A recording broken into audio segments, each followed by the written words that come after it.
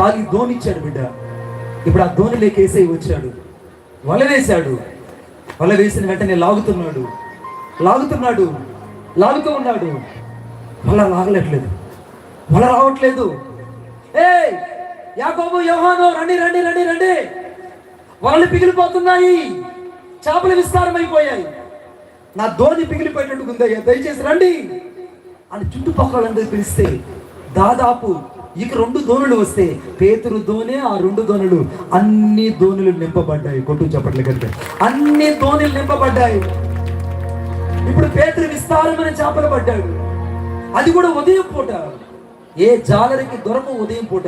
కానీ పేతురు జీవితంలో సమయాన్ని అసమయాన్ని లేకుండా అద్భుతాన్ని చేసే దేవుని మాటను నమ్మాడు కాబట్టి అతని జీవితంలో ఆశ్చర్యమైన కార్యం జరిగింది. ఆమేన్ చెప్పండి గట్టిగా. ఆశ్చర్యమైన కార్యం జరిగింది. ధోనిలు నిండిపోయాయి.